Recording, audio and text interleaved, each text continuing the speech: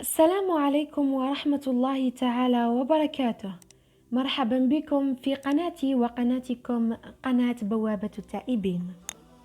موضوع اليوم هو أول ليلة في قبرك. ماذا يحدث في أول ليلة في القبر؟ إخواني أخواتي، أول ليلة في قبرك ليلة لا يؤذن فيها الفجر. هل تعلم ماذا يقول لك ملك الموت وأنت نائم على خشبة الغسل؟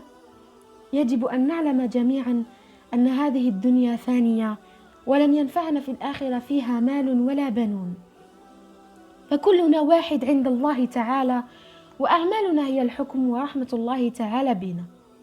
يأتي ملك الموت للإنسان وهو على فراش الموت استعدادا للغسل، ينادي عليه ويقول: يا ابن آدم، أين سمعك ما أصمك؟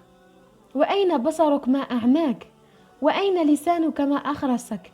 وأين ريحك الطيب ما غيرك؟ أين مالك ما أفقرك؟ فإذا وضعت في القبر نادى عليه الملك: يا ابن آدم، جمعت الدنيا أم الدنيا جمعتك؟ يا ابن آدم، تركت الدنيا أم الدنيا تركتك؟ يا ابن آدم، استعددت للموت أم المنية عاجلتك؟ يا ابن آدم، خرجت من التراب وعدت إلى التراب، خرجت من التراب بلا ذنب وعدت إلى التراب وكلك ذنوب.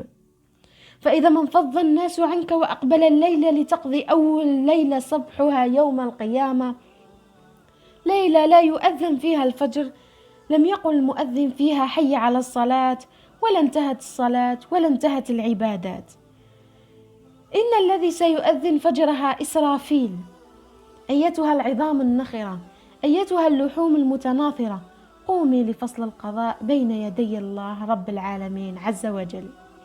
عندما يقبل عليك الليل في أول يوم في قبرك، ينادي عليك مالك الملك وملك الملوك، يقول لك: يا ابن آدم، رجعوا وتركوك في التراب، دفنوك ولو ظلوا معك ما نفعوك، ولم يبق لك إلا أنا الحي الذي لا أموت. يا ابن آدم، من تواضع لله رفعه، ومن تكبر وضعه الله.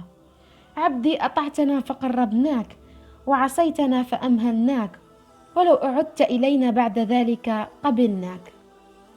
إني والإنس والجن في نبأ عظيم، أأخلق ويعبد غيري، أأرزق ويشكر غيري. خير إلى العباد نازل، وشرهم إلي صاعد. أتحبب إليهم بنعمي وأنا الغني عنهم، ويتباغضون عني بالمعاصي وهم أفقر شيء إلي. أسأل الله أن يخفف عنا العذاب ويبعد عنا النار، ويوفقنا والجميع لما فيه الخير والصلاح. إذا أتممتم الفيديو علقوا باللهم أحسن خاتمتنا يا رب العالمين. والسلام عليكم ورحمة الله تعالى وبركاته.